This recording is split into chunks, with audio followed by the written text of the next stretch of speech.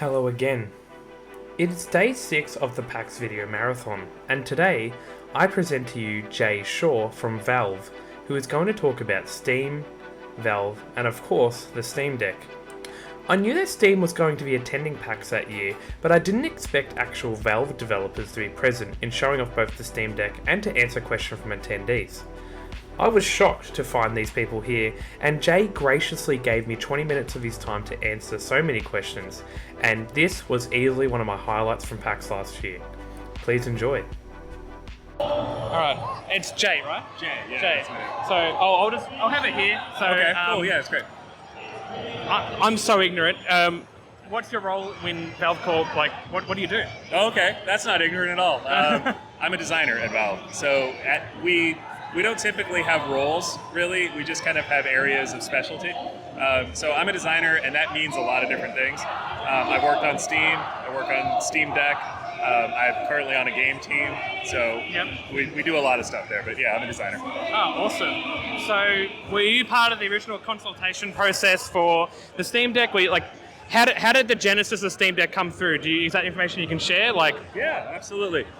So a lot of the, Steam Deck is really born of a lot of the previous hardware that we've made. So, everything from the Steam controller to Steam machines to the Index, anything that we've made has kind of led to this Steam Deck existing. A bunch of people on the hardware team really wanted this to happen for years and years and years, long before I was ever at Valve. And they were kind of waiting for processing and battery life and all the other things that you would need to be able to basically play any game in your Steam library handheld. Once that became a reality, then Steam Deck started to kind of come together internally. So the hardware team was putting together this device, and as it started to come together, a bunch of the company got interested in it and got excited. And that's how a lot of things work at Valve, is you'll get excited about a project and you'll kind of wheel your desk over and start working on it. And as a designer, I worked on the UI with a small team of designers.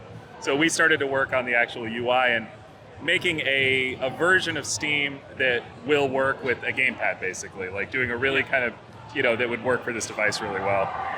I worked on the UI, I worked on the branding, the logo, the naming, the packaging, things like that. So yeah, once the device started to really take shape internally, then a bunch of us designers decided to, go help out where we could. So just taking like an assumption, does that mean you may have worked on things like big picture and whatnot, or before you moved to the Steam Deck, or? So before I moved to Steam Deck, I was working on Steam. So I primarily worked on Steam features, Steam sales, things like that. There's a handful of designers that also work on Steam, so I was part of that team. And it just naturally, a lot of folks who were working on Steam, it made sense for us to kind of go work on Steam Deck, because we also needed to make the Steam store work on Steam Deck. So that was a whole entire other effort to kind of make that work. So yeah, I was working on Steam before that. So given that, obviously it was one of the first big releases in terms of like portable handhelds that weren't things like Nintendo Switch and whatnot, what kind of consultation did Valve do with other hardware companies, or did you guys go, no, we're doing it because we've already made things like the Steam Link and the controller and whatnot, you've already had the in-house talent to cultivate a product like this? Or like, how much was it born within and how much was consulted outsourced in terms of the product creation?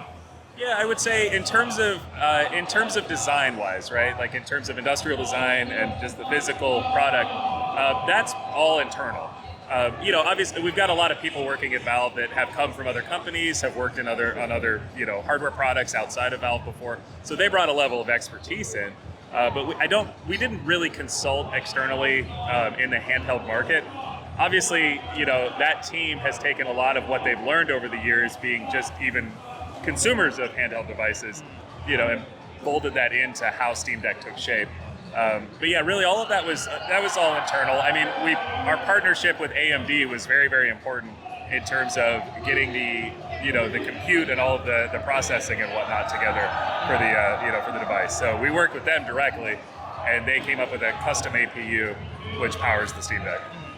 This is probably more of an Australian-centric question, and you may not know the answer, but how come it took so long for the Steam Deck to come to Australia?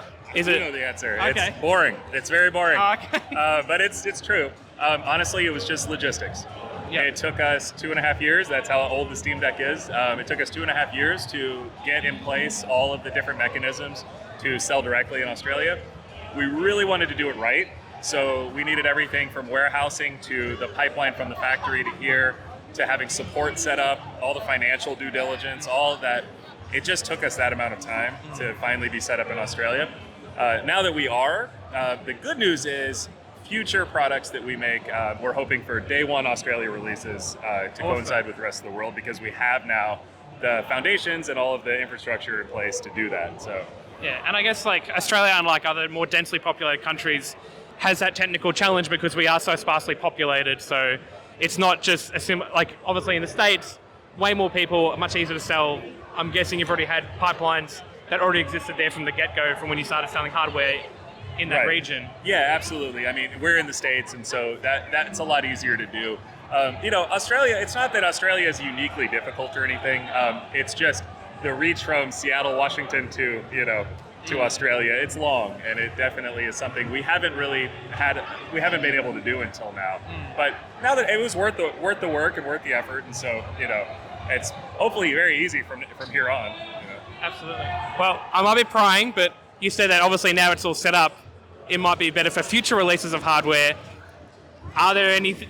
I know you probably can't say anything, but like, is there more stuff at least in development at Valve for more hardware-specific products, even if it's like more iterations of the Steam Deck? There is always something in development. I can say that for sure. There is 100% something in development. We're not announcing anything specific.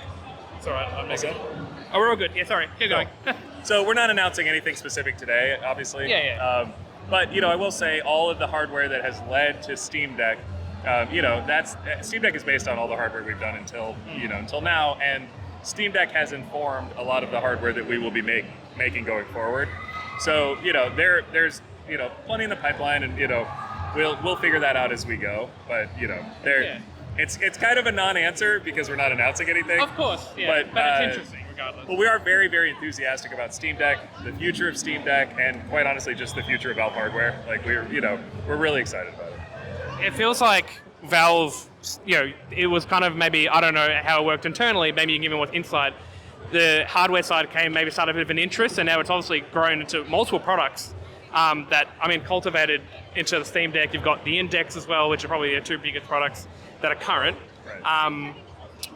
Did people at Valve, or I don't know how long you've been there for, but was the culture was that we want to keep making hardware because it's now bridging the gap between consumer, Steam, and the actual device they're using? Or was it more of like an experiment and then it's kind of evolved from that?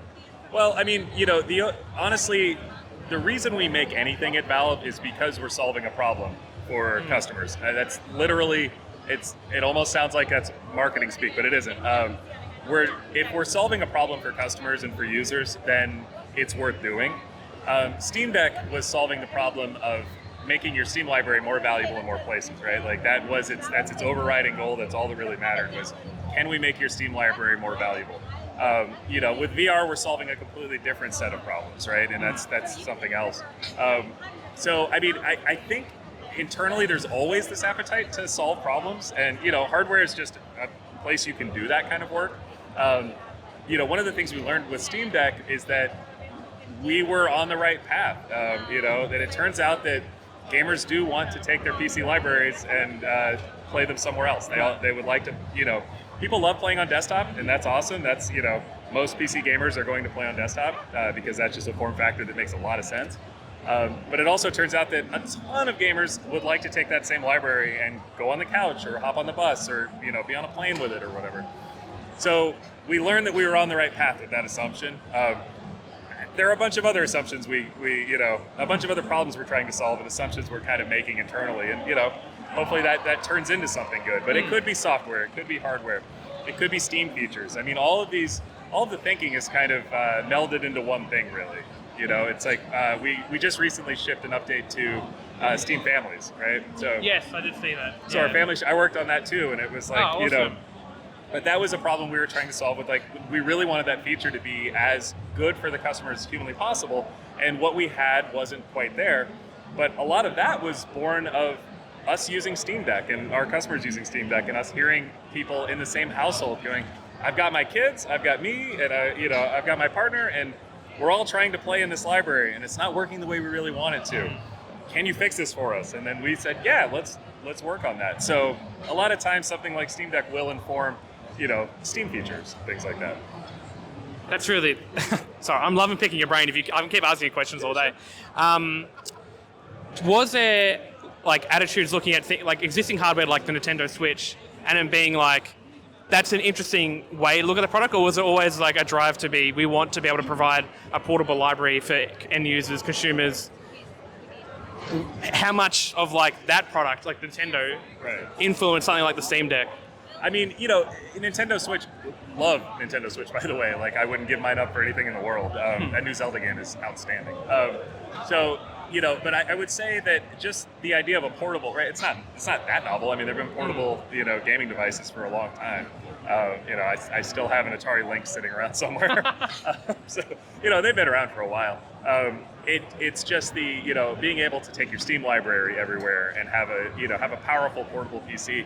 That was the thing we were trying to solve. And Nintendo is, while it is a similar form factor, I think they're solving sort of a different thing, with their device. And there's more than enough room for everything. But yeah, I don't think we were looking necessarily at the way they were doing things. And it was more of how can we take this Steam library? How can we replicate the breadth of the PC gaming experience in a handheld form factor?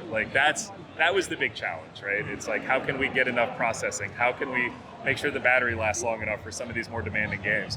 How can we provide enough inputs so that all these games that are can be played in a million different ways, they can be played correctly?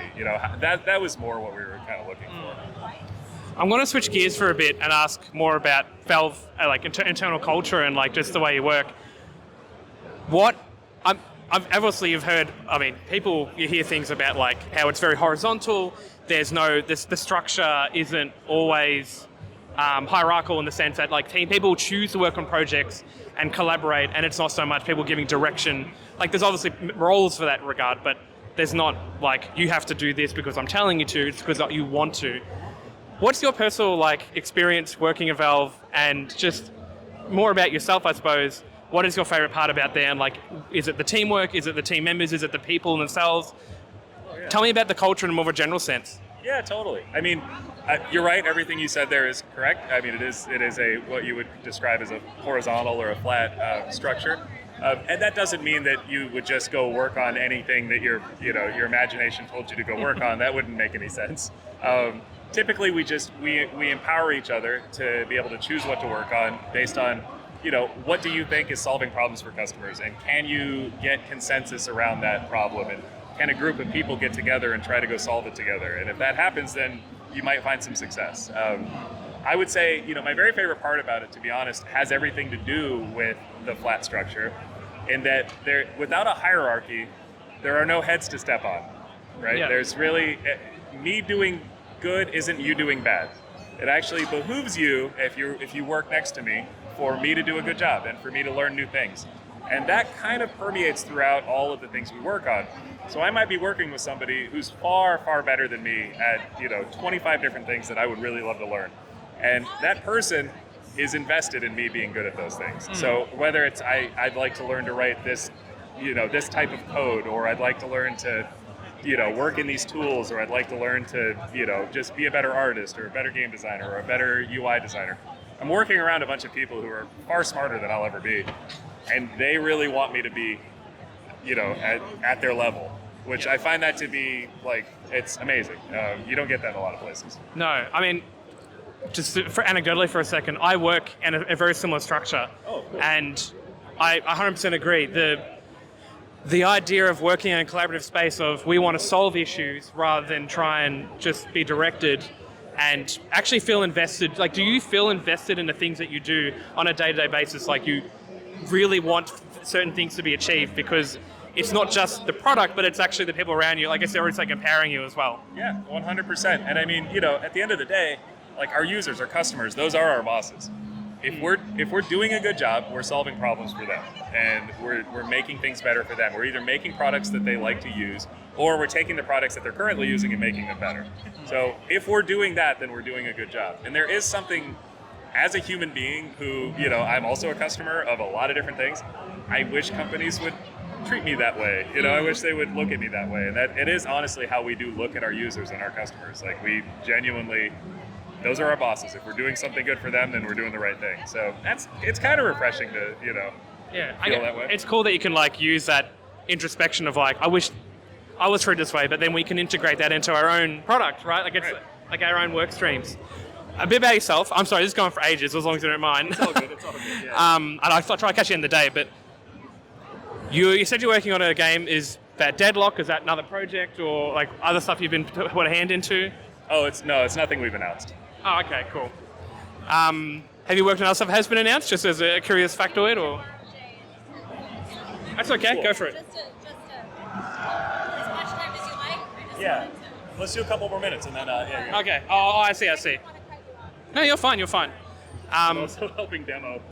Oh, so sorry. Yeah. Oh, no, it's good. Everybody's doing fine. It's an easy device everybody can use. Yeah. And it has been out for a bit. People have seen it. What was I talking about? Yeah. So, like, so you worked on Steam content. You've obviously worked on the Steam Deck. You've worked on games, but obviously nothing announced formally. What do you find that there's a lot of projects in Valve that they kind of start and they kind of die out because there's just not enough passion there, or is it just not enough?